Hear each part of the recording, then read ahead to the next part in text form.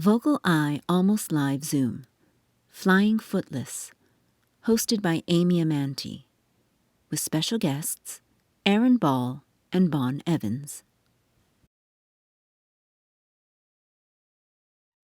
So welcome everyone to VocalEye's Almost Live event. My name is Amy Amantea. I use she, her pronouns, and I'm the Community Outreach Coordinator for VocalEye. I'm your host for these Almost Live events, and always very proud to say I'm a member of the blind community. And I want to extend a big thank you to all of you who have made financial contributions and supported VocalEye on this platform. It's very much appreciated. There's always a link in the chat if you feel like you have the capacity to make a financial donation, but this is not obligatory. And some of the things that you can do to support us is to write a letter with your experience, share a testimonial, share some thoughts about what you experience on this platform. And that goes a long way when we ask funders for money to keep this going.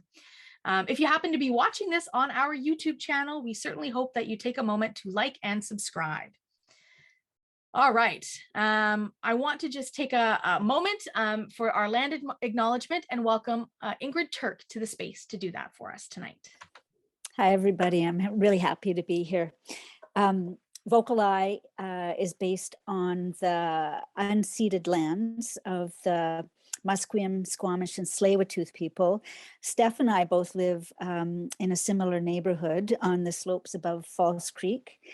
And these three nations have shared these lands. They've lived on and cared for these lands and waters for thousands and thousands of years. They hold their ceremony and celebrations here still. Singing and dancing are some of the ways that they celebrate their connections to the land. I am the daughter and granddaughter of settlers from Scotland and Austria, and I grew up on Vancouver Island in the lands of the Snanawas people, between Nanaimo and Parksville.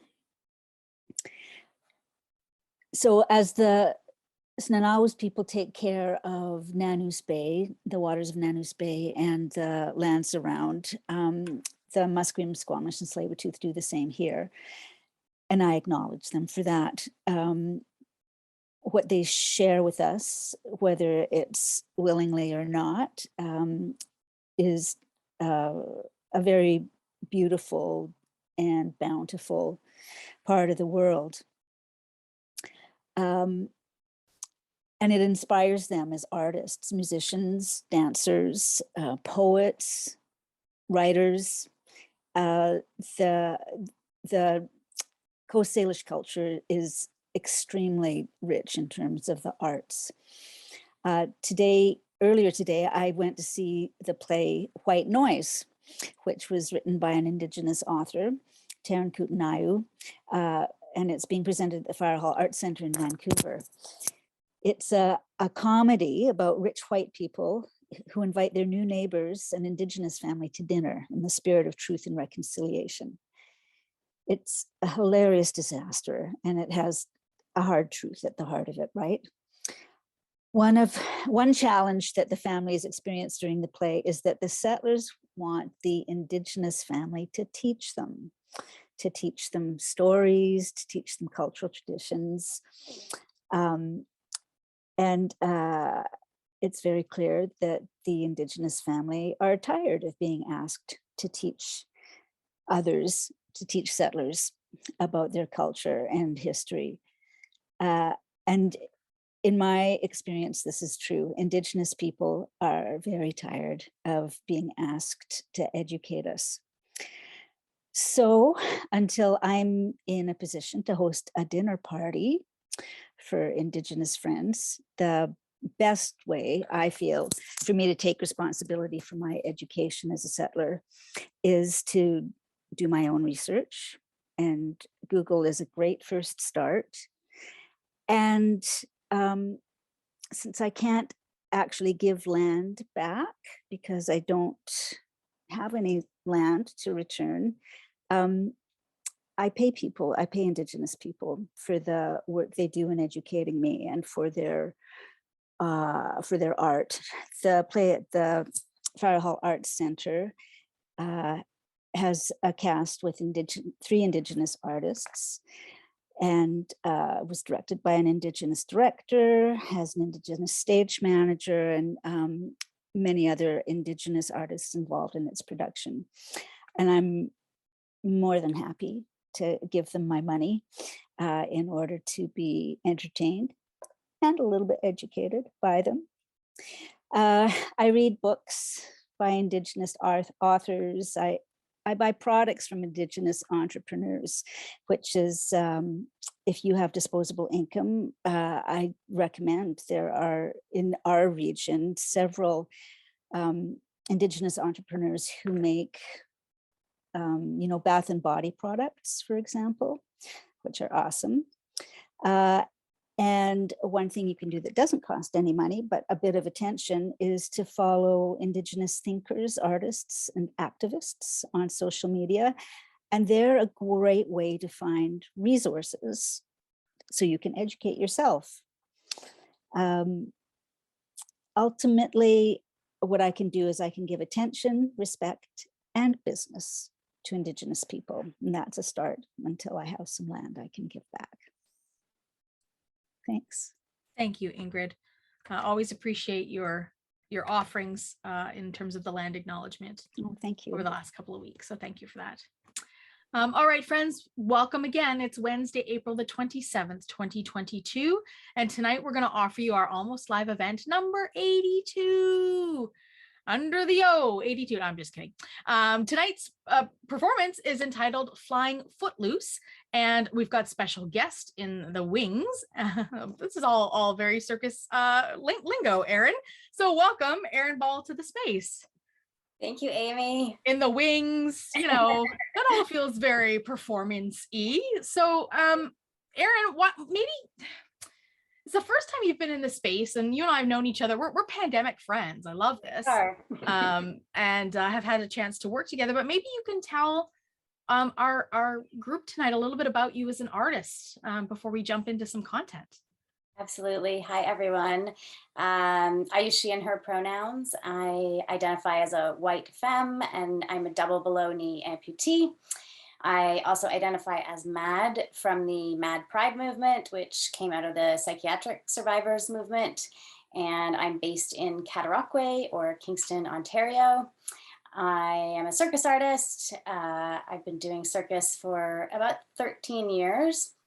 And I think it was 6 years in, I became a double below knee amputee, joined the disability club. My practice changed a lot at that point. I took a year off and then came back, relearned things in a different way, and met with people in the disability community, met with disabled artists, and really started thinking about who was being left out of circus, and have been trying for the last few years to incorporate access for artists and audiences. That's a lot, and I know you could go on for much. From what I know of you, right? You could fill the whole space with all this interesting stuff, and I love that about you. So thank you for just being open and sharing. And as we go through this series of pieces that you've created tonight, we'll be able to have a little bit of a chit chat around your experience with them and your motivation behind them and all that kind of stuff. So I'm really excited to get into those conversations. Erin, you have your own circus company in Kingston. So maybe talk a little. Oh, you have two. Okay, see, there you go. So maybe talk a bit about that and what you do out of these venues, these spaces. Sure. Yeah, the one that I have here is called Kingston Circus Arts. We moved into our own space in 2018, and it's an older building. So I've done what I can with access in mind. It's not perfect, but I don't think anything ever is, but I do really strive to be access focused. And there are classes there, parties, we have performance teams. I feel like I'm forgetting something else that we offer. And then I also have a company, Legacy Circus, which I'll be sharing some video later. So Legacy Circus is myself and Vanessa Furlong, and Vanessa is based in Halifax. We met in 2016, and so we met in a week-long creative lab, and she was dancing on stilts, and I had my 2 prosthetic legs, and we had a mentor, and the mentor said, you have weird legs, and you have weird legs, and you two should work together. And we did. And yeah, so our company mostly focuses on performance. And we strive for inclusion and access in our performances as well.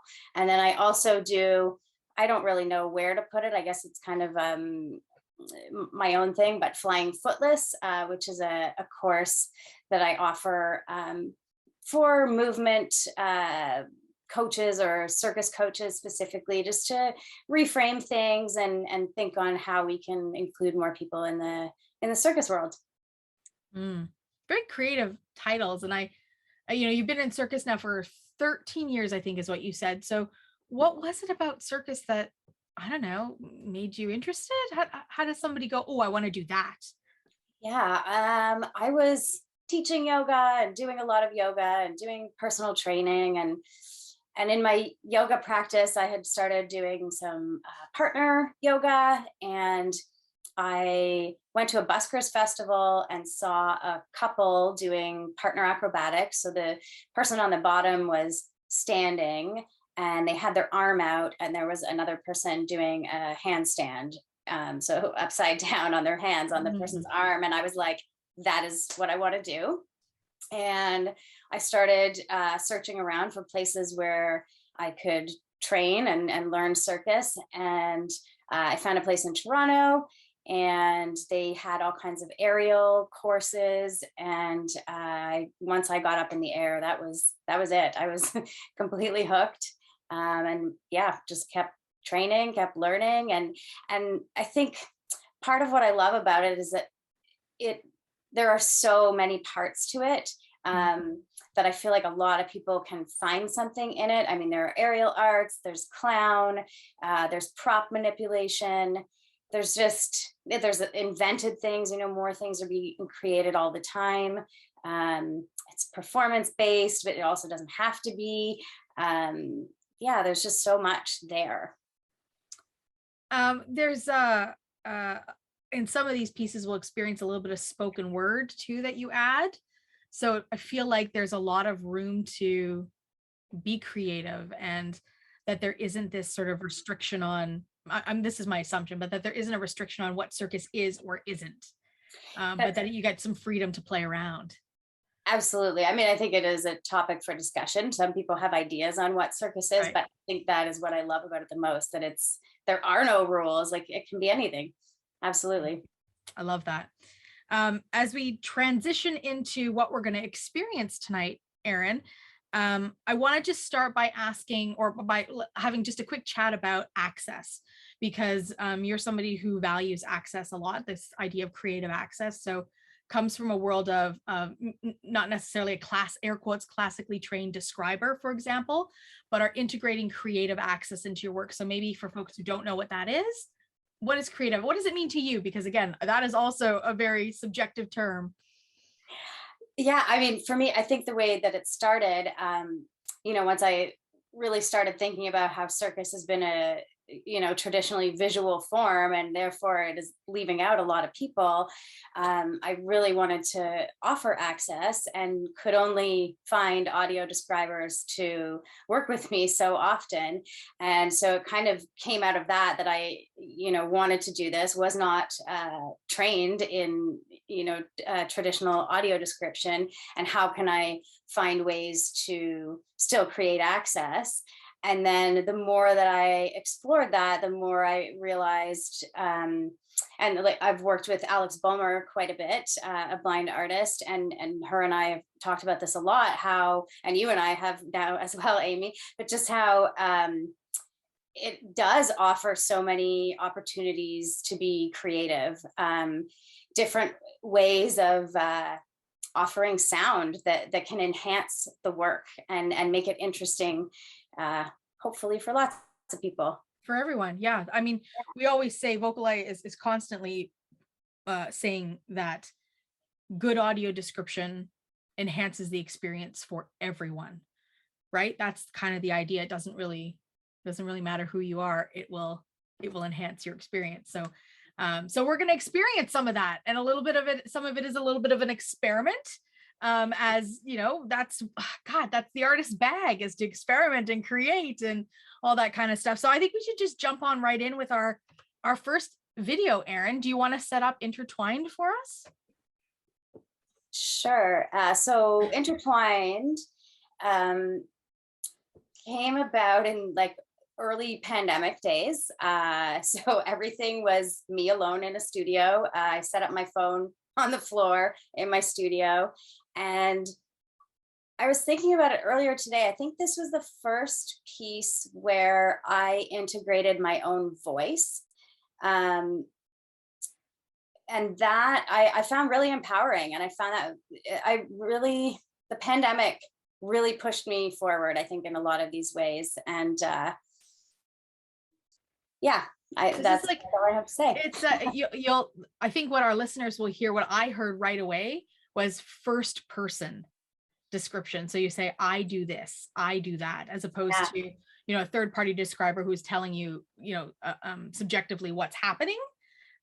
This is all coming from you. And so again, this might be different than folks have experienced, but I thought that it was a really creative way of being able to offer this. Again, you're all by yourself. We were isolated from folks. We didn't have, you couldn't just bring somebody in to do this, right? So, you make lemonade. So with that, Rick, I'd love for you to play Intertwined. Due to copyright restrictions, we are permitted to share a short excerpt of this clip. I hold a rope with both hands. My green dress is covered in vines. My mid-length red hair is in a side ponytail, and my skin is white. I climb the rope slowly to leave my legs standing below. They are mannequin legs with plants and vines flowing out of them from the top. My own legs end just below the knees. Erin, just start off by telling us, how high is this rope off the ground? Erin may need some support. I'm muting. Got it? Hi. So it is at my studio, and the top of the rope is 19 feet high. So you're not afraid of heights, is what you're saying? I wouldn't say that. I do experience that occasionally, but I learn every skill very close to the ground and get very comfortable with it before I take it up high. But there's definitely an acclimation phase. I once hung on ropes on the side of a building outside that were 40 feet up, and every day we would try to go just like one climb higher and get used to doing everything at that level, and then the next day we go higher. But yeah, it's definitely it can be scary. And these movements are hard to describe, right? Unless you've had an opportunity to not air quotes, but to actually see circus. That it can be hard to wrap your brain around what is happening in the space. So you've got a single vertical rope, a rather thick rope, and you're climbing it with your arms, and you're wrapping it around your body in ways where you kind of look like you're tangled in it, and then you let go and you tumble down, but the rope catches you. So it's all very like exciting and adrenaline, I don't know, coursing. But you don't have like a safety wire or a net or anything, right? You are not for anything like rope or the fabric, because it wraps around in so many ways. I think that harness would get a bit tangled. But anything that I learn with a crash mat underneath me, and I don't take the mat away until I'm very, very comfortable. And if I ever have a thought like, did I wrap that right? Then I'm not going to do it. You're not going to do it right. That's probably a good plan. Good plan. I'm curious about the moment at the very beginning and then the moment at the very end, because you talk about having these mannequin legs. And so in my mind, the image that's painted is you're hanging from this rope, and the way that you're positioned looks like the mannequin legs are an extension of your body. Yeah. And then as you climb the rope, it's like you've separated your body from the legs, and the legs remain on the ground in standing position with these plants on top. And you're doing your work on the rope legless. Yeah. So, and then when you come down at the very end, this is another, I thought sounded like a beautiful moment where you land on the mats and the legs are taller than you are because you're in a sitting position. Yeah, I didn't even think of that. Oh, well, there you go. So, I mean, my questions around these are like, first off, where do you get the idea to use mannequin legs? And I think as we explore your videos, we'll see you use lots of different things as the replacement of the legs. I don't even know what language to use, Erin. I'm sorry, but why the mannequin legs and why the plants on them? What were you trying to tell us about that? Yeah, that's a great question. I typically say leg attachments, but really Leg attachments, whatever, that's great. whatever you'd like. Yeah. Yeah, I do get a lot of ideas. This one was not mine. So the director, Joel Baker, well, basically the theme that I was asked to create around was climate change.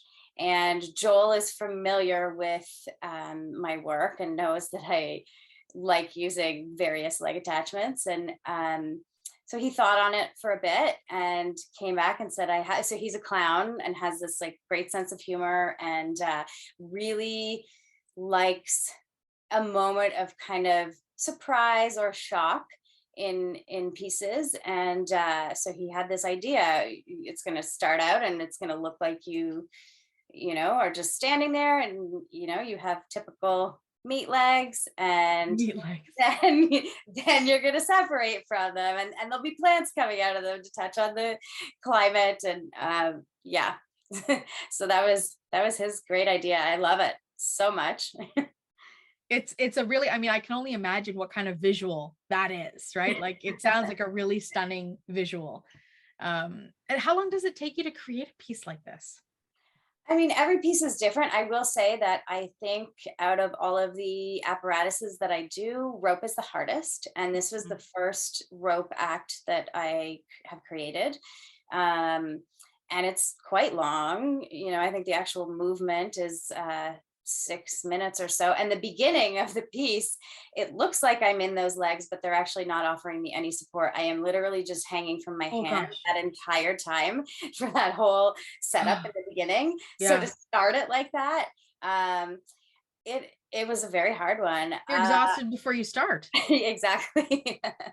I think that took, I want to say maybe 4 months of pretty intense practice with that. I mean, I was already quite familiar with rope, but yeah, to create that specific piece, I think it's really great when you give us an idea of how long it takes to create pieces, because the world of circus may be new for lots of folks, and there may be this misconception that you just you get on a rope and it's as easy as that, right? You already know exactly what you want to do.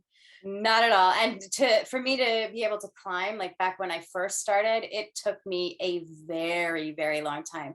And before I was comfortable enough to perform and actually, felt safe doing that, it was years. Yeah. I'm curious about this. And again, like I know that you're an open person about your experiences, but what has been different for you being a circus artist with meat legs and without meat legs? Has there been a big difference for you, an adaptation that you had to make? Yeah, quite a few. When I first learned circus, and I find this is quite common when people are learning, the typical thing that people are taught, that all the skills are foot-based. It's tying knots around feet, learning how to climb using your feet. So that was a big adjustment. I guess at first, when I started relearning, I was using my prosthetic legs. It took me a while to get comfortable and want to play around with different legs and even showing that I had prosthetic legs. So in the beginning, I used to cover them up and try to just pretend that they were meat feet like everybody else. So I was trying to learn all these skills again, the same way that I had, but without any movement in the feet and with these heavy legs. Everything felt quite awkward, and there was a lot that I couldn't do, and it was a lot of comparisons around, well, this just doesn't work anymore. And And then, yeah, eventually when I did get comfortable and started taking the prosthetic legs off, it gave me a whole new freedom. And it felt like, okay, this is like my own body that I'm working with. And there aren't these, heavy things hanging off them. And I know how to move my body. And then it became a creative puzzle.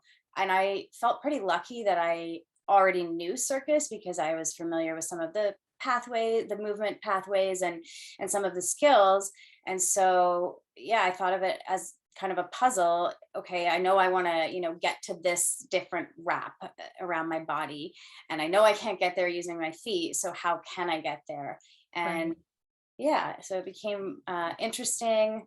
I feel like, there are a lot of differences, but mostly today they're all good. I mean, once I started exploring, different types of legs, I don't think unfortunately I didn't give a video of this, so I'll just share it now. But once I discovered that I could attach confetti cannons to my legs, that changed my life.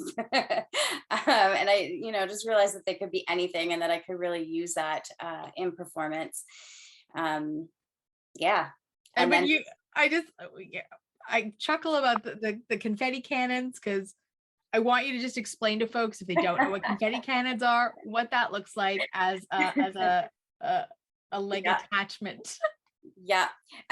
In the early days, I used just duct tape on my skin. And then I realized, no, I could actually just put on a prosthetic leg and attach this cannon. So the cannon is a long tube. I tend to use ones that are, I don't know, probably 2 feet long or like an arm's length long. Yeah. And basically they twist in the middle and they make a big noise. And the ones that I use have colored paper inside that fires way up in the air. And so I often will do that while I'm spinning up high, and confetti goes everywhere. There's no end to your creativity.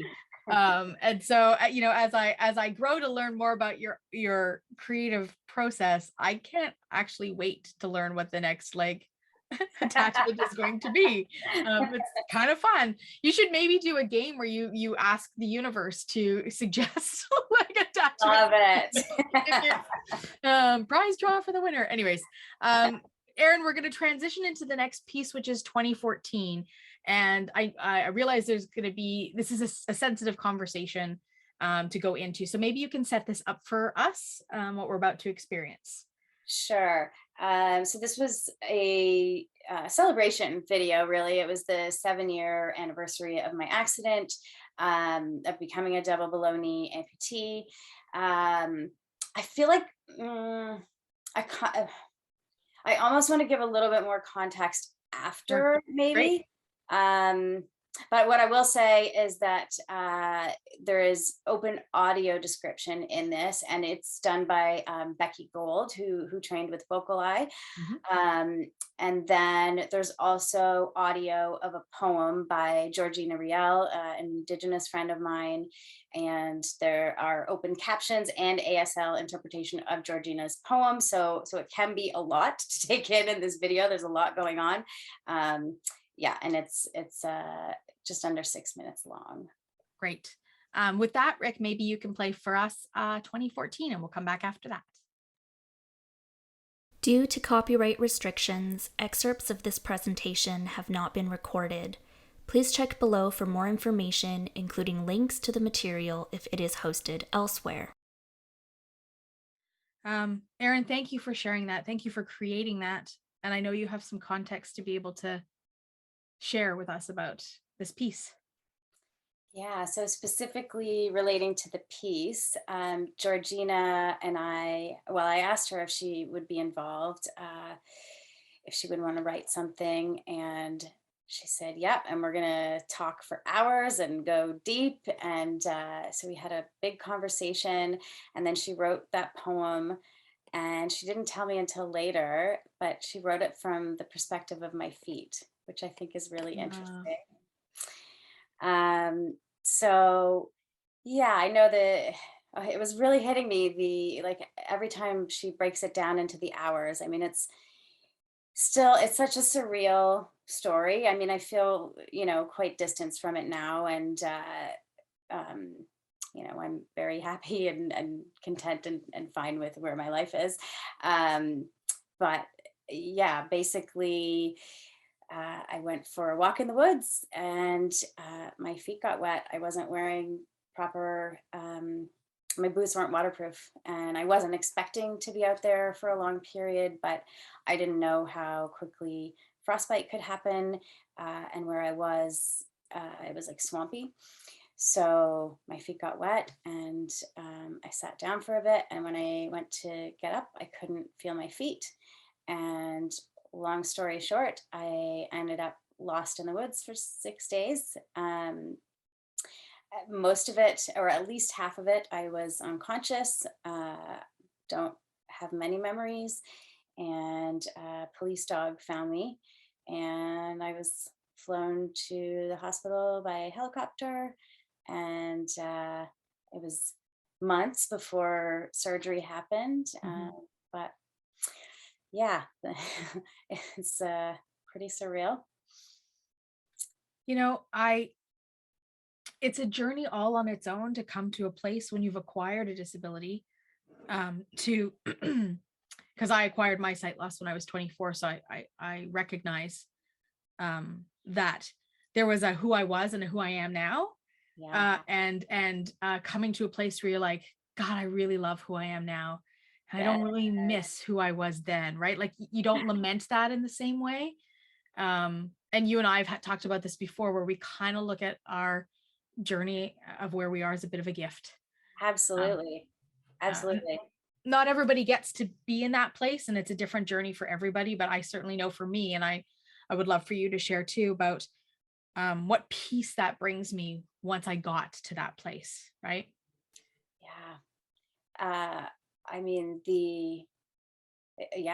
going from like, I want to cover this up, and like, I don't want people staring at me, and to just like fully embracing it and finding the benefits, and then the connections with all of the amazing people that I never would have met if it weren't for this, all of the lessons. Yeah, it's been amazing. It's a special thing to be able to find the gifts in life's moments, right? So again, thank you for sharing, because I recognize, even though you said, I'm at peace with this now. I've kind of moved on. It's surreal to me now. I feel like that about my own journey, so that resonates with me. But still, there are moments where when you're watching your art reflected, that it may sort of maybe trigger something in you, or not. I don't know. Yeah. Mountain Road. When you filmed this piece, did you actually go back to Mountain Road? I did. Yeah. What was that like? So I felt very called to that place. Every year around the anniversary. I mean, basically as soon as winter came, every year it was just like, oh, this is a lot. It's gotten much better over the years, but the first few years, I just really wanted to go back. I think it was maybe the third year that I finally did go back, but I couldn't find the exact place. And then later I actually found out that I have connections to the person who owns that property. And so I was able to find out exactly where it was, and went and did a photo shoot out there, like with my family. And just really took it in, celebrated it. And then I've typically gone back around the anniversary. And it's always powerful and just so interesting. I mean, it's like, wow, how does that happen? And how does a person survive for 6 days in the snow? I know that one of the, like, because I've, done shows around this and done a lot of research on it, and I looked up the temperatures, and one of the nights that I was out there, it was, I think, minus 17, maybe 17 or 27. I don't remember, but it was cold. That's cold. Yeah. Sorry, our Fahrenheit friends, you'll have to do the math on that. Sorry. Yeah. we don't have that. Look that up too for something else. Yeah. Ask your Madam A in your house to do the conversion. It's a lot. And my relationship with snow is, well, I hate snow, to be honest with you. It can live on the mountain. And if I want to ski, I'll enjoy it there, but I don't want it in my walking area. So I can't even imagine what your relationship with snow is like now. The pandemic, again, I think has brought benefits. There was just nothing. And then it was like, oh no, winter and nothing. And I just decided I'm going to embrace this. And I got snowshoes, and I found that very empowering to be able to just go out in the woods, and it doesn't even have to be a trail. It can be anywhere. I'm not the biggest fan, but I'm okay with it now. Yeah. I saw some of the stuff on Facebook that you posted about snowshoeing, and when I was interacting with that, I was like, yay, Erin. Snowshoeing, I would love to do it, but me and snow we're not friends. So I find it challenging to navigate. So but I was with you there in spirit, because I would love to be able to do that. Okay. Thank you, Erin, for sharing. I think maybe it's time for us to take a look at Pirate Tale, which is the next video. And friends, this will be one that if you have your headphones standing by, will help you with the audio description part of it in particular, because it's about 18 minutes long. But what is Pirate Tale about, Erin? I think Pirate Tale is with the so I think the original file that I sent you was 18 minutes, but there's one piece. Oh, it's I think 9.5. Oh, with great. The audio description. Yeah, that's great. So Pirate Tales was also created during the pandemic. It was meant to be it was a pop-up performance in a park when things were like just starting to open back up.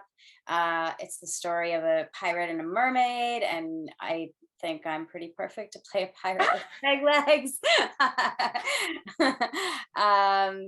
And yeah, it was just performed for the first time in a theater this past weekend. Yeah.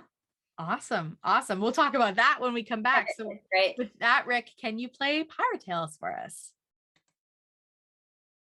Due to copyright restrictions, excerpts of this presentation have not been recorded.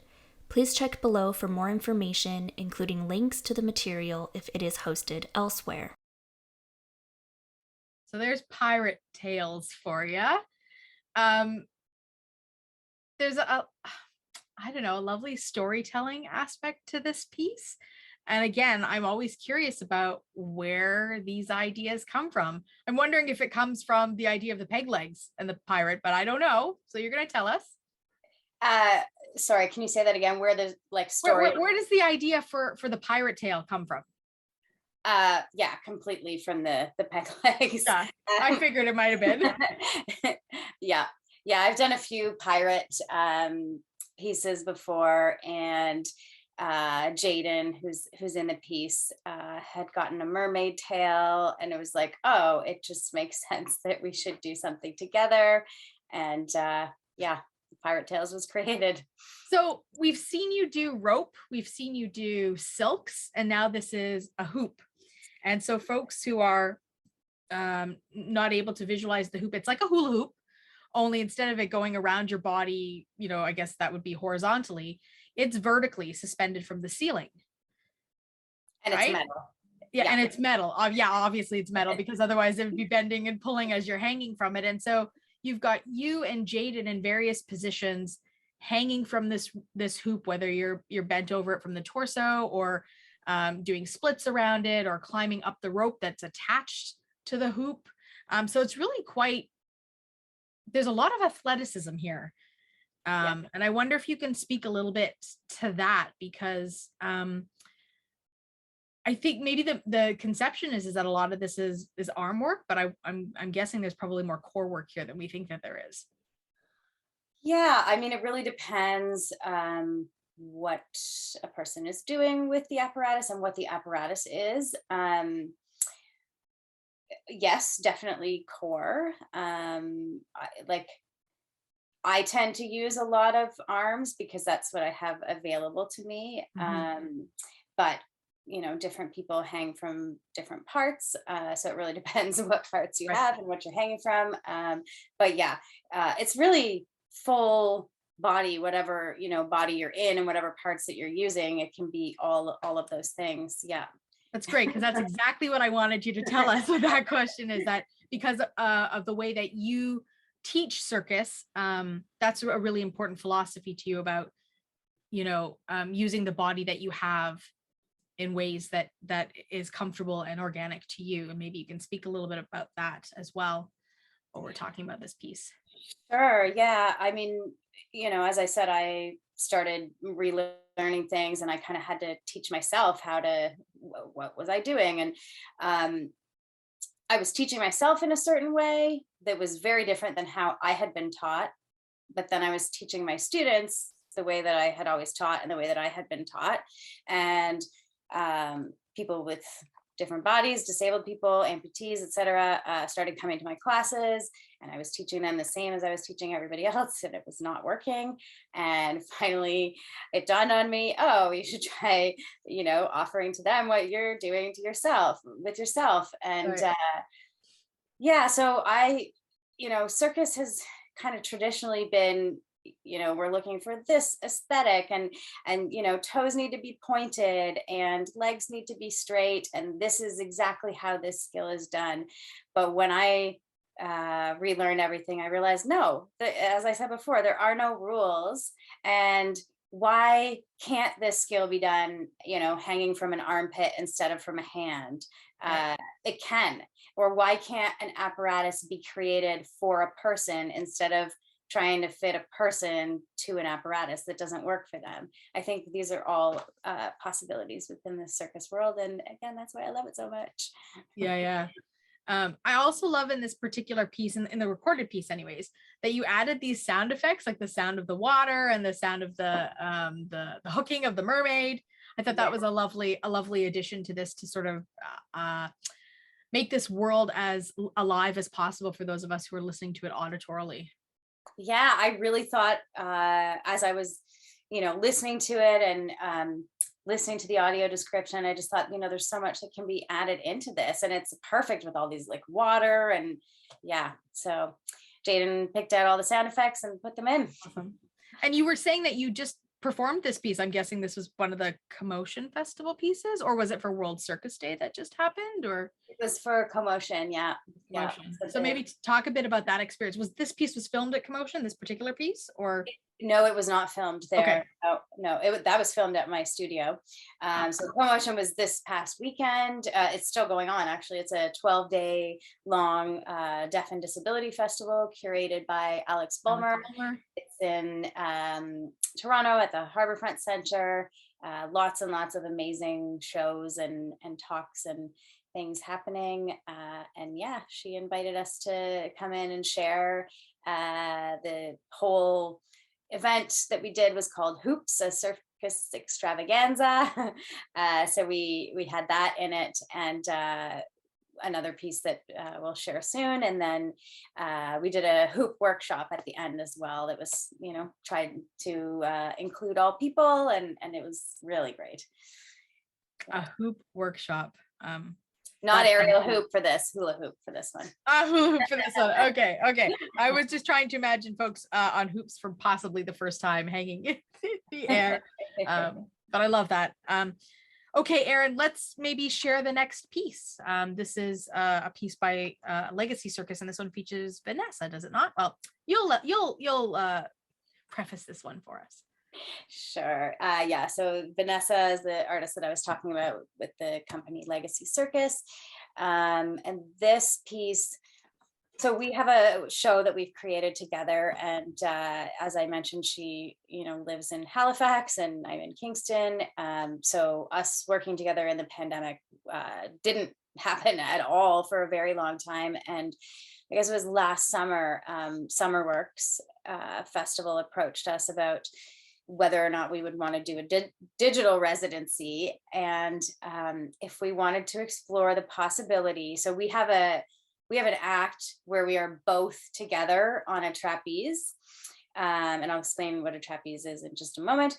So we're both together in the air, and we use each other's bodies to basically be suspended in the air. And the ask was if we wanted to explore what that might be at a distance in separate spaces, and was there a way that we could connect and do this digitally. So it's two pieces. First it'll be Vanessa and then mine, and it's kind of our interpretations, And in this particular video, we did get a chance to get together. I went out to Halifax in the fall, and we got to be in the Fringe Festival together. And then I've just made some notes. All of these were kind of integrated into the whole show, but because this is just a clip, so just to set this up, April, a white woman and wheelchair user, is on stage holding a microphone for Vanessa, a white woman, and both April and Vanessa identify as Mad from the Mad Pride movement. A trapeze hangs on stage. It is an average chest height above the ground. The lowest part of that is the chest height above the ground, is a metal bar, and it's covered in grip tape. The bar is the length of a typical arm. So this is a bit longer than a standard trapeze because it's for two people. The diameter of the bar is about the size of a quarter. And on both ends of the bar are ropes. So the ropes go up to the ceiling. They join together at the attachment point at the top. And after Vanessa's piece, I walk on stage. And this altogether is 15 minutes. Okay. All right. We're going to experience this. So Rick, when you're ready, let's experience the Legacy Circus piece. I believe it's called Legacy Interrupted. Due to copyright restrictions, we are permitted to share a short excerpt of this clip. White shoes on black metal and carbon fiber prostheses. The curve of the fake ankle rests on the trapeze bar perfectly. Upside down, detached feet dangle from the bar. Can these prosthetic feet mimic Vanessa in our duo act? My prosthetic legs have thigh braces because my lower legs are so short. The braces are upside down, the closest part of the legs to the ground. They create a window frame effect, and my face almost fits inside.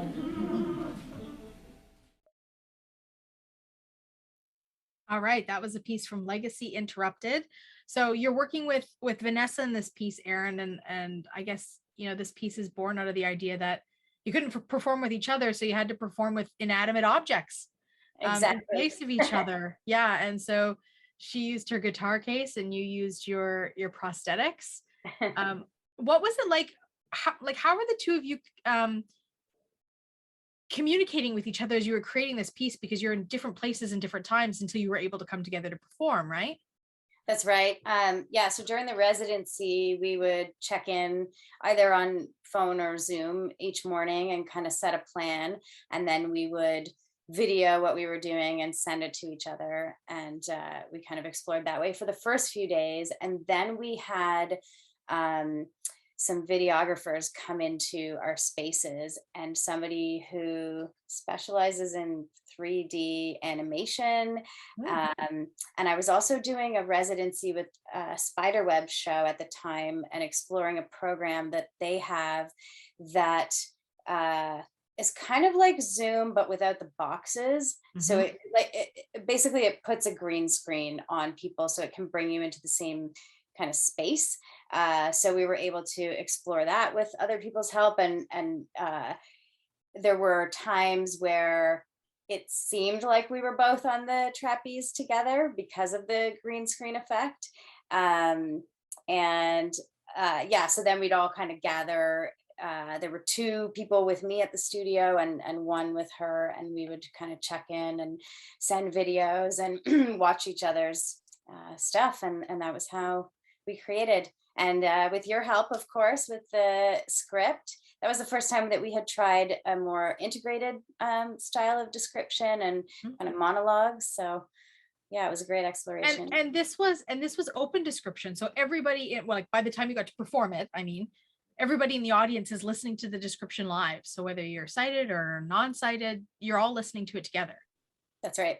Yeah. And you can hear the audience respond to both the descriptive, because there's a narrative in there. There's a storytelling narrative. And so a lot of what you and I talked about was, there is, of course, there's value in sort of describing the movements, but if it's all movement based, it's like, wah, wah, right? Like it loses your attention. And so I love how you both were able to find language that resonated with each of you around your experience that you added in there, and your relationship to each other and to these objects that were representing each other. Because for me, that really, the storytelling narrative is what I hang my hat on, literally. So, and then the movement added in there, so I sort of get this full version of this piece. Now we've seen rope, we've seen silks, we've seen hoops, and we've seen trapeze. So again, like, I'm curious about what the difference is from a performance perspective in terms of navigating all these different apparatuses. Is there a big difference for you? Do you have one that you prefer? Well, before my accident, I preferred trapeze. I was able to wrap myself around it very well. After my accident, I found that either trying to wrap my prosthetic legs that don't move around it, or my body that was shorter around it, didn't work as well. Right. So trapeze kind of has a tension to it because of the ropes and the weight of the bar on the bottom. And I found that the fabric worked better for me because I could add extra wraps and it moved around me. Right. Having said that, I mean, each apparatus has, I guess, pros and cons, and I will say that they all hurt. And I find that, you know, sometimes people come to classes and maybe they've just gone to a Cirque du Soleil show and they're like, oh, you know, they make it look so easy, and then they come in and they're quite surprised. Yeah, it does really hurt. So fabric can burn as well as rope. And then trapeze, I mean, has rope and a bar. So there's just a lot of stuff happening there. And the hoop is a, you know, metal bar that follows a body everywhere. And so there's a lot of bruising with a lot of them. But, you know, they each have a different kind of movement quality, I guess. I have been really liking the hoop lately for spinning. I like rope because it's just so simple. It's just one thing. And I kind of always know where it is, where the fabric tends to spread out and kind of go all over the place. Right. But yeah, they all have pros and cons. just like anything, I suppose. Yeah. And what was it like for you? And I guess I'm asking you to kind of speak on behalf of Vanessa as well, in terms of the creating of the description through narrative, through monologue style. What, you know, because you were experimenting this almost for the first time, what was that like for you? I think, again, I would use the word empowering. And, you know, I think of kind of like the progression of from the rope piece, where it was just, you know, basic movement descriptions, and into that where it became a lot of storytelling and a lot of information that, you know, anybody, sighted or not, wouldn't normally have. And so I think it just really added to everything. It was really exciting. Again, I really like this idea of being able to put my own voice into the things that I am doing, and to, you know, share my own thoughts in that way. And I know that Vanessa felt the same. I think she was a little bit hesitant at first, but in the end, absolutely loved it. Yeah, the more you practice that, the more it becomes almost second nature to discover the vocabulary that you need to serve the work and the listener, right? There's descriptions always about serving the work and the listener kind of simultaneous, which again is a balance and is very difficult to do. But you craft it over time, and you grow over time, and you experiment with different things. And that's kind of the prerogative of the artist that's doing the work. So I very much appreciate that. This piece that you performed in Halifax, this was the first time you and Vanessa got to perform together again since December 2019, right? That's right. Yeah. And what was that like for you, being able to, like, this piece that we saw, this excerpt that we saw, you were both performing solo, but in this entire piece, which is about 40-ish minutes long, if I remember correctly, you performed together in a lot of it. So what was that like, the coming together? Yeah, I think it was actually pretty weird for both of us. Yeah. We thought it was going to be this big emotional thing, and it did end up being that. But the first day that we got back together, even though, you know, we had talked on the phone and kept in touch, but so much had happened, and we were really close and saw each other a lot in person before that. And then that was the longest that we had been apart. And coming back together, we were like, what is this? How do we, what? So it took a few days to kind of like drop back into, oh yeah, right. This is how we do this. Right. So you're kind of like strangers to some Yeah. Yeah. I imagine that a lot of people are feeling that as we are starting to reconnect, especially with people that we haven't connected with that are far enough apart, right? That there wouldn't be any opportunity because they're a plane ride away to be able to see them even through a window or across the street from each other or whatever it is, right? That people were creatively doing to be in spaces with each other during the pandemic. So video and telephone was all you had.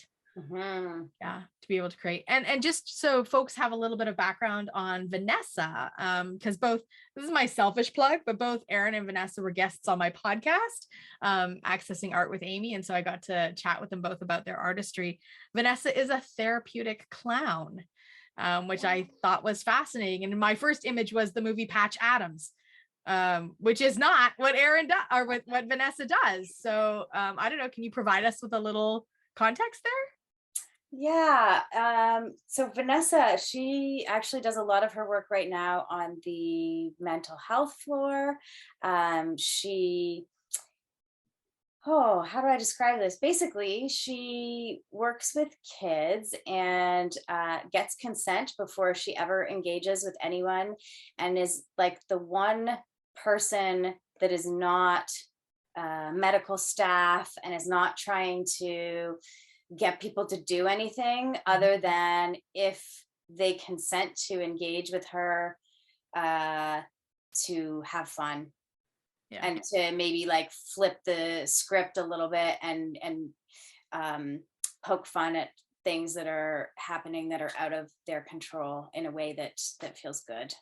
And I love this. I love this idea because I think a lot of folks, when they hear the term clown, they think of the red nose and the big boots and the bushy hair and the vibrant colors. And even you can hear in Vanessa's voice when she's putting on her stilts. You can hear the clowning in there. You can hear kind of the little voices and the way she tweaks her voice and the little ad lib stuff that she does, which the audience was totally responding to. I have a question about the stilts, and I'm sure you can answer this. How tall do those stilts make Vanessa? I am going to say that they make her the same height pretty much as mine, which is 7.5 feet. Yeah. Yeah. Yeah. That's tall. That's tall. That's tall. Awesome. I mean, I think it's really lovely. Do the two of you have plans to do something again soon? Yes, I think more summer works at some point, and we've been talking about there's something happening in Halifax, and potentially like projecting me in. I think there was talk about like maybe on the side of a building or something. So maybe using some of this work that we've done. I feel like we have something in person. Oh yeah, we are doing shows together in September in Parsborough, Nova Scotia. Wow. Yeah. Wow. So circus in effect too has also given you ability to kind of travel around a little bit. Absolutely. Yeah. A lot. I love that. I love that. I'm waiting for that moment in some of the artistic work that I do to be able to take it places on the road and explore and travel with it. So that'll be fun too. Okay, Erin, we're going to transition into the piece called Red. So how would you like to set this up for us? Yeah, Red was a collaboration between myself and you and musician Bon Evans. And as I said, when I set up the piece 2014 with all of the access features, some of the feedback that I was getting was that people were overwhelmed. Because that's a lot of access, a lot of things going on. And so I was thinking about that. And I guess two questions. Is there a way to overwhelm less? And two, could the lyrics of a song be used as creative access? Mm-hmm. So the three of us collaborated for a week during a residency that Bon and I were at in person, and you were there digitally. So a week in a theater and exploring this piece and the one that we'll share after. And I love a few people that I've shared this with have been referring to this style of song as radio circus. I love that, radio circus. That's great. This is a really unique exploration in, like you said, sort of integrating the description into the music, into song lyrics, which is, again, this is experimental, but that's what Creative Access is kind of all about. Yeah. Awesome. I'll share the pre-show notes. Please do. Great. Poppies, cardinals, cherries, red lights, red dress, red flowing hair. I'm Erin, a white femme and a double below knee amputee. I hold a metal hoop that is suspended in the air from above, like a sun. I'm on my knees, and the bottom of the hoop is just above my head. It's covered in weathered tape. Some of the tape has been ripped by contact with metal prosthetic legs. My throbbing, sore, and calloused hands notice every rip in the tape. For this act, I wear no prosthetic legs. I think my lower legs look like floppy marshmallows with tattoos. One of the tattoos is an octopus. It used to have 8 tentacles, and now it has 3. I feel such relief when I have bare legs. Blueberries, the sky, water, blue jeans, blue shoes, blue shirt. Bon Evans joins me on stage, a white male with a dapper sense of style. He wears a fedora and blue leather dress shoes and plays a 6-string handmade acoustic guitar by Larrivee. It has joined him from coast to coast while performing on the Via Rail Artists on Board program. He sits while he plays the guitar and watches me in the air, spiraling like a planet on the aerial hoop. Awesome. All right, with that, Rick, let's play Red. Due to copyright restrictions, we are permitted to share a short excerpt of this clip. She's spinning around above the ground as her red hair flows through the air. And the dream she weaves will not deceive her memories. Yeah, the dream she weaves will not deceive her memories. Reaching up to that rope, holds the loop and lifts herself up higher and higher. Very, very nice, Erin. So this exploration in description through lyrics and creating this piece, what was that like for you? It was incredible. Moving to that song felt so natural, felt like, why haven't I been doing this? Why is this not a thing that is everybody's doing? Yeah, I loved it. And again, this is an example of what we would call open description, because anybody and everybody is listening to this. So if you were in a theater with no people, but if you were in a theater with an audience, they'd all be hearing this at the same time. That's right. And this was performed at Commotion on the weekend as well. This was a part of the Commotion. So did you get feedback from folks after performing this at Commotion? A lot of how much people love the song. Yeah. I think what we'll do is we'll go ahead and we'll play the last one, because then we can come back with Bon and talk about these two pieces together. So is there something that you want to do to set up when she's climbing for us? Yeah, I have pre-show notes, and I'll just say that this one I loved putting my voice back in, as I shared that it's great. And this is the first time I had ever explored having a live mic while I was in the air. And I didn't think that it would work on aerial fabric, because I thought it would get caught and get all tangled. And it didn't. And with that, I will get into the pre-show notes. So the content warning is mention of amputation and ableism. 2 strands of white fabric cascade down from the ceiling like a set of train tracks disappearing into the distance. I'm Erin, a white femme and double below knee amputee, and I used to ride freight trains. The sense of freedom and adventure of being on a freight train without knowing the destination is similar to the sensations I experience while moving in the air without prosthetic legs. I move up and down vertically on the billowing fabric. The highest I go is about a story up. Full height, half height, etc. will be referenced and is referring to the space between the floor and the top of the fabric. I also talk about my leg puppets. I sometimes draw faces or stick googly eyes on my lower legs and shake them around, giving them voices and characters. Bon Evans joins me on stage, white male with a dapper sense of style. In this act, he plays a 12-string hollow body electric guitar made in the custom shop at Godin Guitars. Watching me on the fabric in this piece made him feel dizzy.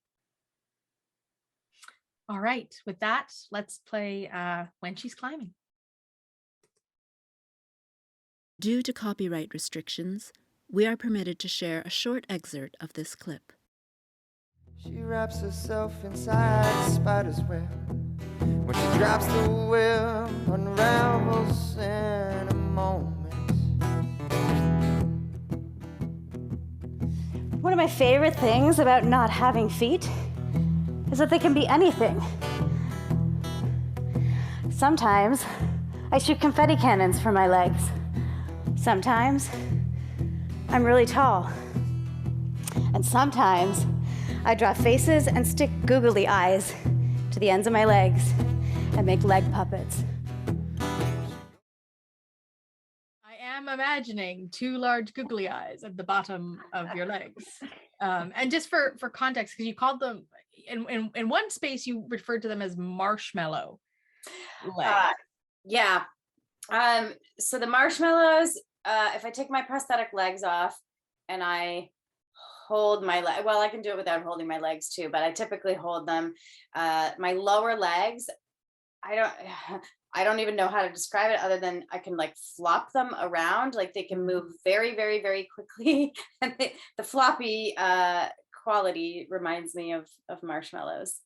So it's just below, it's a couple inches below your knee, right? So your knee bends and then you've got like right. two little marshmallows that hang. Exactly. That's where you put your googly eyes. I want to ask too, and we're going to invite Bon in just a second, but I want to ask about, in one of your pre-show notes, you had said that you had an octopus tattoo that had 8 legs and now it had 3. So my assumption is that you had the tattoo before the accident. And so this is what the tattoo looks like now. That is correct. And I didn't realize until after my accident that octopuses can actually self-amputate. And I just thought that was interesting. That's what happened. My goodness. If the universe was ever telling us something, right? Isn't that interesting to learn? Yeah. Let's bring Bon Evans in. I believe Bon is waiting in the, oh yes, we've got a square for Bon. Welcome, Bon. How are you this evening? I'm doing well. Can you hear me? We can hear you, and acknowledging, of course, that both Bon and Erin are joining us from a time zone in the future, from Vancouver Pacific time zone. So thank you so much, because it's pretty close to the midnight. It's pretty close to tomorrow for y'all.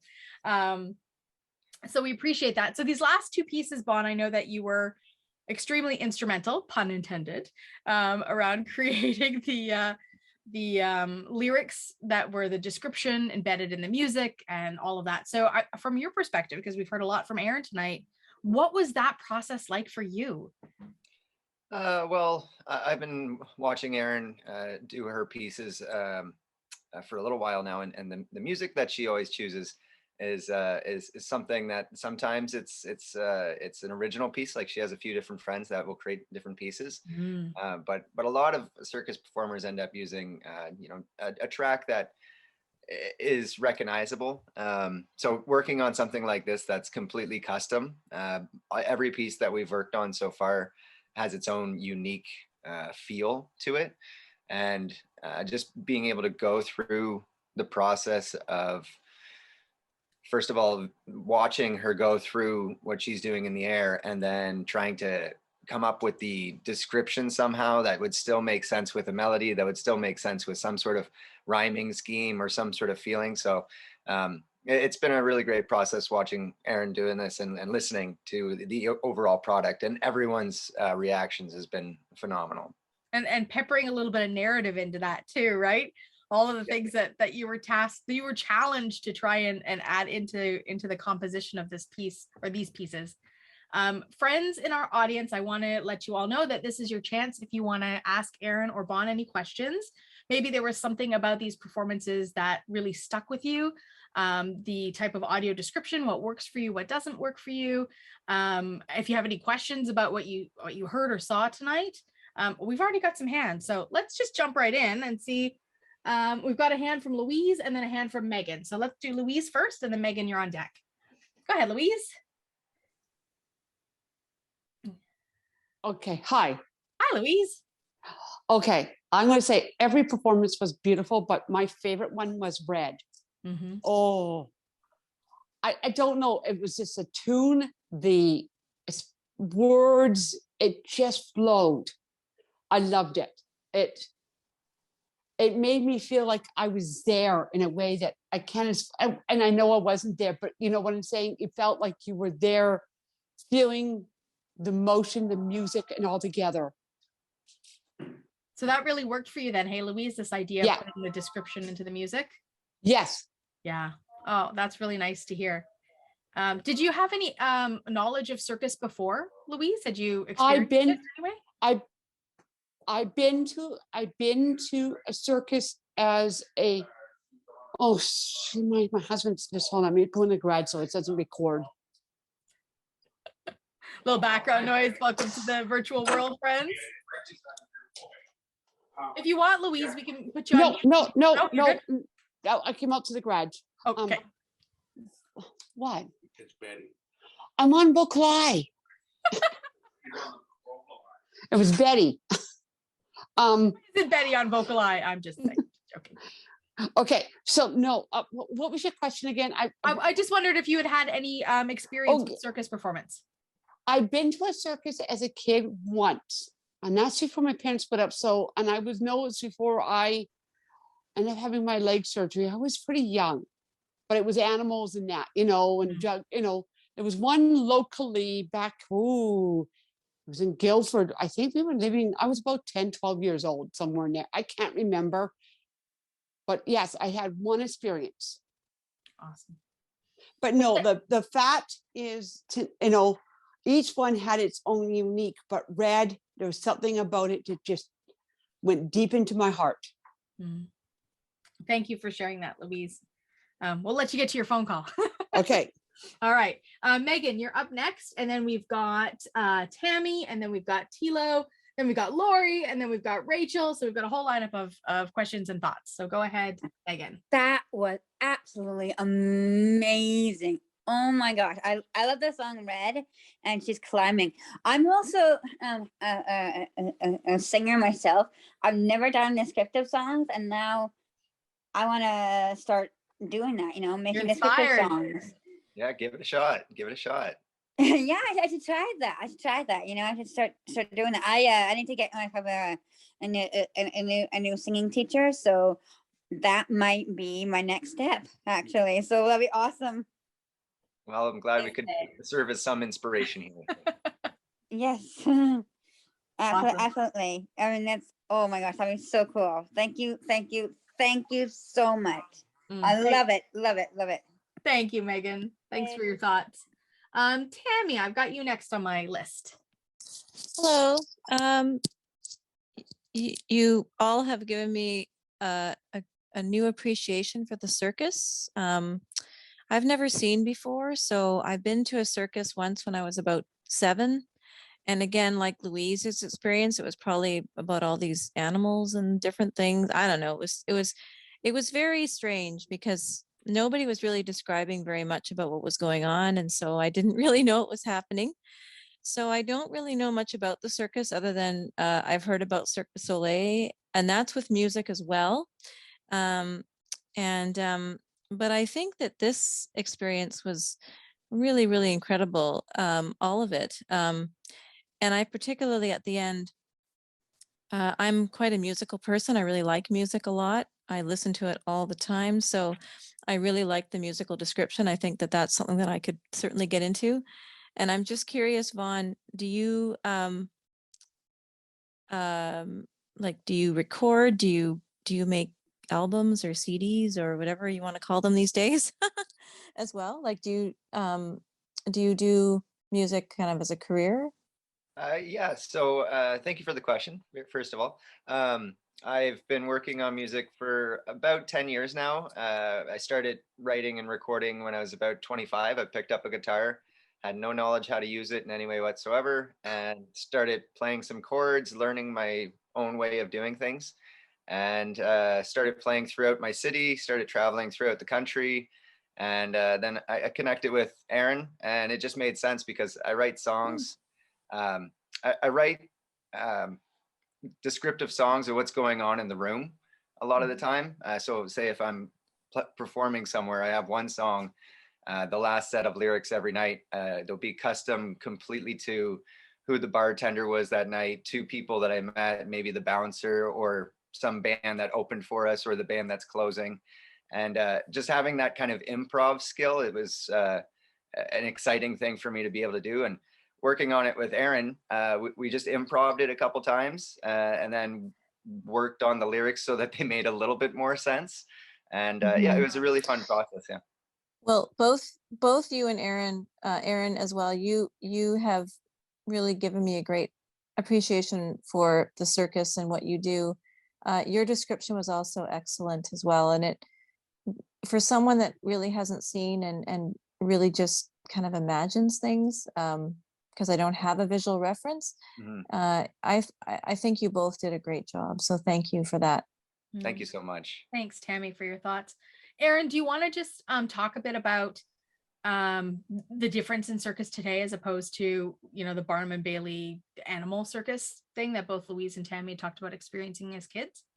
Yeah, I would say that the animal circus is kind of like the traditional circus. And then I believe like the Cirque du Soleil era is called Nouveau Circus era. And then typically what is out there now is contemporary, and it's very much not animals, like ground acrobatics, like but things that bodies do in space, basically, and telling stories. Yeah. Is it like gymnastics? I'm sorry to interrupt, but is it like kind of gymnastics kind of, but in the air, like circus style? But is it, because I think about gymnastics and balance beams and bars and, handstands and things like that. Is it similar? And not similar, but is it kind of like that? Yes, absolutely. Though I would say gymnastics, how would I describe this? Gymnastics has more of a specific kind of form and technique, within those. I would say circus is a bit more expansive because there's just so much. And as I said, new apparatuses are being created all of the time. But as a movement style that is similar, I would say it's something between dance and gymnastics. Yeah. And then sometimes in the air, sometimes on the ground. What I have experienced in a couple, and this was described to me by not a professional describer, but just as an example of these different apparatuses, one circus piece that I saw had a giant cube. So it's really like a 3D cube. And it's, like 2 stories high and 2 stories, like it's huge. And you've got 12 people doing different acrobatic movements around it, through it, in it, around each other. And another piece that I was able to witness was a large wheel. And people are, you've got 5-6 people inside this big circular wheel as it's moving. And they're kind of running on it like hamsters on a treadmill. And doing a whole bunch of tricks inside of that as well. So this idea of creating new apparatuses all the time feels very organic to the whole circus experience, right? Okay, we've got Tilo, then we've got Lori, then we've got Rachel. So go ahead, Tilo, and unmute yourself and ask your question, share your comments. Hello, my comment is when I was younger, I used to go to circus a lot when I was small. And then I think I came here, about 13 or 14, I saw my last circus. So, but I remember more than just the animals. What got me were two things: was the clown and the trapeze part. Because the balance, I always thought that was because I was not good at balance, so that's why I was fascinated with it. I used to have a friend, Yuko and I, my wife, used to have a friend that before we met her, she was a clown. And she was a clown for parties in children's parties, and like for the backyard type of thing. And later she became a dancer and that, but unfortunately she got sick and passed away. So how long does it, you do anything with, someone said they're took a clown class or registers as a clown? Is this correct? Oh, Vanessa. Vanessa?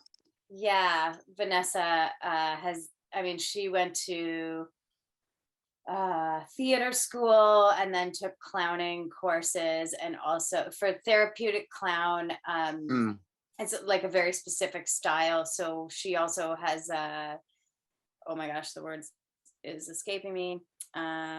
Social work background. That is the word. Oh, okay. Yeah. But there are all different kinds of clown courses. I mean, there's some that are 4 years long. Yeah. Yeah. There's a local actor clown here in Vancouver that actually teaches some clown courses. He was doing them digitally, and I took part in them during the pandemic, and offered him some tips of access around how he could make his offerings more accessible. So maybe if there's a group of folks that want to take a clowning, we can reach out to either Vanessa or somebody to do maybe a workshop. Who knows what could be happening. I think for me that would be fun. It'd be fun. Yeah. Yes. Awesome. Yeah. Well, we'll have a think on that, Tilo, and we'll send out resources if we have those. So thank you for your thoughts and your questions. Yeah. Let's go to Lori next, then Rachel, and then Megan. Marianne. So Lori, you're up.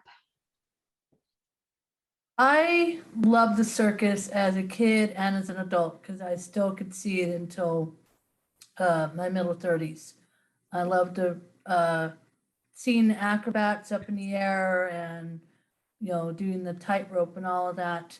So how do you have the nerve to be that high up in the air? Because I'm afraid of heights and I could never do that. And it just, it amazes me when people can do it, to be that high up in the air, your rope and everything. Do you practice at it to be comfortable to do that? Because I know I couldn't do it. I'll second that one. And Yeah. the spinning too. She spins so fast. Make you dizzy? Yeah. Yeah. It's all practice. Yeah. Height wise, everything. I just practice it low over and over and over, hundreds and thousands of times before I go up. And the same with the spinning. Spinning is something that can sometimes be trained. So if I haven't done it for a long time, then I will probably get really dizzy. If it's really hot, or for me, certain times of the month, all of these different things, or like eating too close to it, all of these things can affect it. But over time, with lots and lots of practice, it can get better. You got to figure out what works for your body, right? Is it hard for you to climb the rope? Do you use your prosthetics most of the time or not? I don't use them most of the time, and I found lots and lots of ways to climb that work for me, that work really well. So yeah, if I don't practice for a while, it's very hard. Yeah, I'm glad you can do it, because it wouldn't be me. I'm afraid Vanessa was sharing quite eloquently in their piece around the softening of the body. Because I hadn't done circus, so that's reminiscent of what you're saying here. Is if you don't practice for a while, you got to build that muscle memory. Yeah. Okay, Rachel, my friend Rachel from DC. Yes. Or just hi, outside everyone. of DC. Hi, everyone. Yes, I'm here in the Washington, D.C. area. So thank you so much for sharing your art. I just want to tell you, both of you, how beautiful it is, and I really enjoy it. I do still have some vision. So I was using my magnification on my iPad the whole time because I really love the movement with all the different, I don't know what you call it, like apparatuses or tools. I don't know what you call them. Yeah, and I love circuses, and I've seen, especially when I go to the Renaissance Festival and I see they're doing the ribbons from the trees and everything, and I just really love it. Even though I can't see things, I just really enjoy the environment. And I just wanted to share with you all that I really, like I said, I just love your work, and it was so beautiful. And when I saw Amy had posted on Facebook this the piece that you had done with the music, and I am a student at a college and a theater program, and I just took that piece, and I'm trying to advocate so much for inclusion in the arts, and trying to advocate for the college to be more representative of making guest artist series for disabled artists, and so that the students can be exposed to just so many different art forms, and especially just so that they're thinking like, you don't have to be in a box. And I just wanted to share that. I'm always promoting, and I took your work and I showed it to all the professors, and I've been sharing it with some of the students, and just wanted to get your artistry out there, because I just believe in what you're doing, and it's so beautiful. And I just wanted to share that. And if you don't mind, I just had a question about one of your pieces. Go ahead, Rachel. Absolutely. So I really enjoyed the Pirate Tales piece. And I was wondering, so I know that you, Erin, were using your prosthetic legs. I didn't know how that, if they ever kind of get stuck in when you're using like the ropes or anything. But in that piece, did you have like two hoops for yourself and for the person who was doing the mermaid part? I wasn't quite clear on that. So thanks. Thank you again. Thanks, Rachel. Thank you so much, Rachel. Thanks for sharing hoops, or red, sorry. Yeah, first of all, the prosthetic legs, yes, they get caught. And the way that the ones that I typically wear work is there is a button on either leg. And if the button gets pushed, the leg comes off. And so with a metal hoop and a metal button, there's often contact. So it's definitely something. The legs flying everywhere. Yeah. Have to be aware of. And there was only one hoop. It was both of us on one hoop. And that's great to know that that wasn't clear. That's good feedback. Thank you. Yeah, it was they were sharing a large hoop, and the the legs that you were using were like peg legs, like again, a stereotypical pirate peg leg. Yeah. And there was this moment in the description, I know the description was kind of quiet to hear, but where you unscrew one of the legs and use it as like the, I just love that.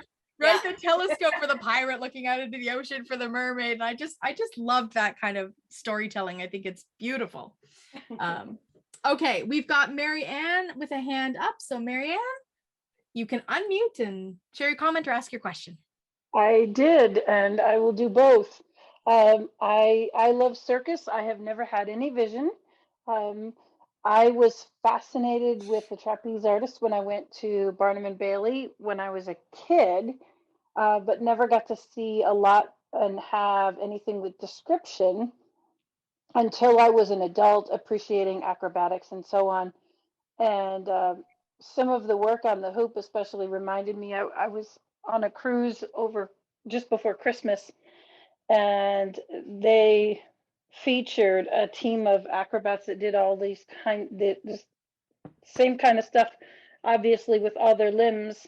I think it would be fabulous if someday people didn't have all their limbs and we're still working in cruise ships and other places like that, where people would least expect to see something really awesome like Represent. This. Right? Well, believe me, I did represent on the cruise ship. I taught improv, and I jammed in with one of the bands and stuff like that as a blind artist and such. But I think, well, for one thing, how large is the hoop that you use?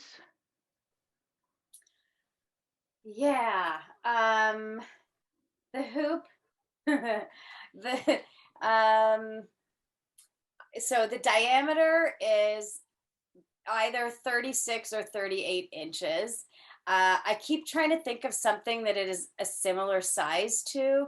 I did hear there was an audio describer that said it's kind of the same size as an adult size, like typical hula hoop, but slightly bigger. Mhm. Okay, that makes sense. And you said trapezes are usually small, like only maybe a foot and a half long. I always envisioned them being a lot longer.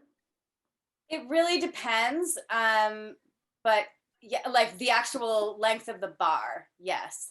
Yeah. The length of the ropes can be quite long. It can also be short. But yeah, typically, I mean, a trapeze, if I'm going to be on it myself, I don't want it to be that much wider than my hip distance plus maybe space for my hands beside. If I'm going to be on it with another person, then I would want a wider bar. But that's just my own preference. Everybody has their own preferences.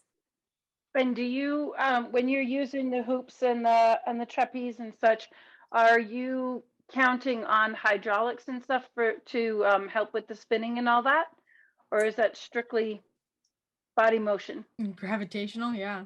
Yeah, that's all me, like starting the spin. I mean, there are certain things that no, I guess it's all me. Yeah. You got to keep that momentum going. Yeah. And the at the top of the silks, what's the thing that's on it? Oh, yeah. Thanks, Bon.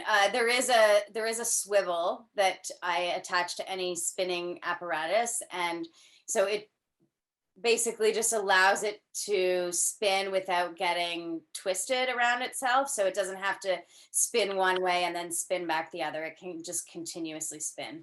Mm-hmm. I'm always into the mechanics, so thanks so much. Thanks, Marianne. I think that's lovely. Thanks for the questions, friends. I know we're getting at the very end of our Q&A here, and I'm just wondering, what's next for Bon and Erin? Have you got another adventure coming up? What can we expect from y'all? Well, we're working on a new song right now and incorporating more access. Bringing in the blind or the deaf community as well. So that hopefully will be done in June. And then I don't know, hopefully more songs, create a whole show. And I think we're about ready to start taking some of these songs out to actually show them off in certain ways, right? We've polished them up and we've rehearsed them, and I think we're almost at the part to get out there. Erin, just this weekend you were out performing. I wasn't there with my guitar, but she had my audio playing while she was doing the exact same thing she does during the video. Mm-hmm. And I want to keep seeing more opportunities like that pop up, because people should. Come to Vancouver. Vancouver. Let's do it. Let's do it. Erin, before we let you both go, I have one more question for each of you. I hope it's just one more question, because I could keep you here all night, but it's tomorrow for you all. Erin, just maybe talk a little bit about the touch tours that you offer to increase access, so that, again, there's been a lot of questions about the shapes and the sizes of these apparatuses. So why don't you tell us a bit about how you do the touch tours? Yeah, well, there's one thing that we did at one circus show. I did not create this, but I thought it was just brilliant. Somebody made a model box, and basically it was, so the actual space, there was a grid at the top, and so they had used something like a screen or something that felt like a grid for the top part of this model box, and then they hung pipe cleaners and pieces of fabric, and the pipe cleaners were like turned into hoops, so that people could touch everything and get a sense of how the space was set up, how many apparatuses were there, what they were made out of, what they felt like, all of those things on the smaller scale. And then after that, we invite people into the space to feel costumes, feel all of my different legs, feel the apparatuses. Another thing that I love doing when it's possible is to have workshops with people so that they can actually feel their bodies in some of these shapes and really get a sense of what that is. Yeah. I think that's great. And Bon, it was brought up before, how do we find your music if somebody wants to download something, maybe not circus related, but just something that you've written, because you have a really unique style? Well, thank you very much. bonevans.com is my website. And from there, you can find YouTube and Facebook and things like that. I haven't released an album in a while, but upcoming this month, I'm going to be recording at the Tragically Hips recording studio. Ooh. So I'm looking forward to that. And whatever I release, we'll definitely send it out to everyone. Awesome. Well, we'll make sure that that website gets included in our follow-up email so that everybody has access to checking it out. Thanks to the both of you. But before we let you go, we've got a raffle to do tonight. So Erin's going to join us in the raffle. I'm going to bring Sarah into the space. And Sarah, I'm going to put you and Erin together to do this raffle. Everyone, thanks for having me. Thank you, Bon. So Erin, anytime you're ready, just shout out a word and I will be here with my raffle, picking a name. Right. Circus. Okay, our winner is Carrie Kijewski. Ooh, Carrie, you've won a raffle prize. Congratulations.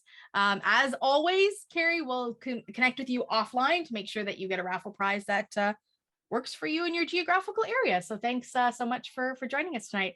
Erin, Bon just disappeared on us, but that's okay. I'll officially thank Bon Evans for joining us for the Q&A. And Erin, oh, look, he's back. I've got co-hosting privileges, so I heard somebody leave, and I assumed it was you, Bon. But thank you to the both of you. It's been really lovely learning a bit about circus. I think for a lot of folks, it might have been new. For a lot of folks, it might have been just a new genre of circus. But I think you've really provided us with a great entry point into this world. So just from the VocalEye team, from our community, thank you so much to Erin Ball and to Bon Evans for joining us this evening. Thank you so much, Amy. And thank you to all of you for being here. This was fantastic. Thank you everyone for joining and thank you for inviting us. This was incredible. Yes. VocalEye, vocaleye.ca. Special thanks to our funders, the Canada Council for the Arts, the British Columbia Arts Council, the Province of British Columbia, and the City of Vancouver.